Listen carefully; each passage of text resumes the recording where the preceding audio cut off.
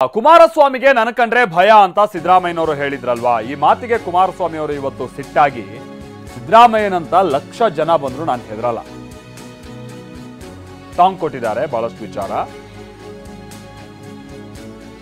ಅವ್ರ ಕಂಡ್ರೆ ನಾನು ಭಯ ಯಾಕೆ ಬೀಳ್ಬೇಕು? ಸಿದ್ದರಾಮಯ್ಯ ದೆವ್ವ ಆಗಿದ್ರೆ ನಾನು ಭಯ ಪಡ್ಬೇಕಿತ್ತು.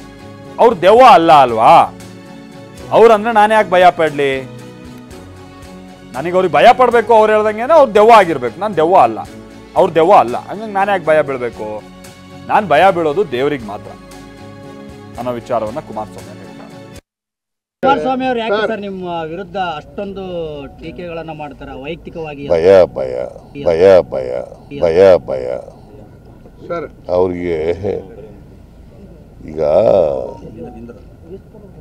ಭಾರತೀಯ ಜನತಾ ಪಕ್ಷ ಇರ್ಬೋದು, ಕಾಂಗ್ರೆಸ್ ಇರ್ಬೋದು, ಅಲ್ಲ JDS ಇರ್ಬೋದು, ಎರಡು ಪಕ್ಷದವ್ರಿಗೂ ನಾನು ಅಧಿಕಾರದಲ್ಲಿದ್ದರೆ ಅವ್ರಿಗೆ ಅವ್ರ ಪಕ್ಷಗಳು ದುರ್ಬಲ ಆಗ್ತವೆ ಅಂತಕ್ಕಂಥ ಭಯ ಅವ್ರಿಗೆ.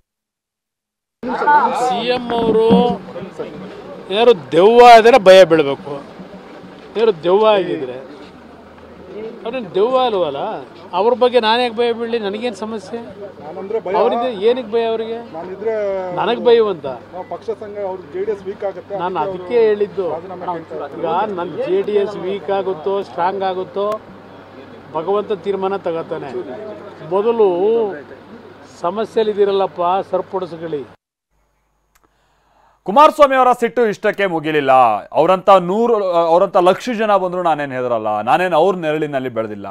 ಇನ್ಫ್ಯಾಕ್ಟ್ ಅವರೇ ನಮ್ಮ ಪಕ್ಷದ ಕಾರ್ಯಕರ್ತರಾಗಿದ್ರು ಅಂತೆಲ್ಲ ವಾಗ್ದಾಳಿ ನಡೆಸಿದ್ದಾರೆ. ಕುಮಾರಸ್ವಾಮಿನ ಯಾವುದೇ ಕಾರಣಕ್ಕೂ ಎದುರಿಸೋಕ್ಕೂ ಆಗಲ್ಲ.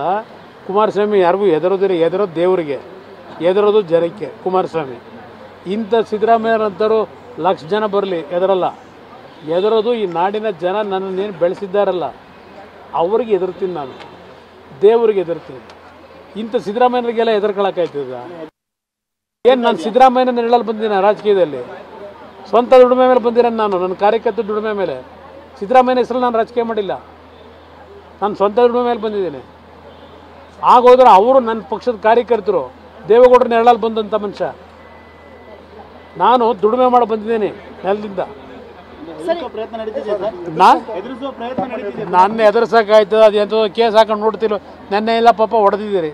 ಕುಮಾರಸ್ವಾಮಿಗೆ ಬಂಧನದ ಭೀತಿ. ನನಗದು ಯಾವ ಬಂಧನದ ಭೀತಿನೋ ದೇವರೇ ಕಾಪಾಡ್ಬೇಕ್ರಪ್ಪ.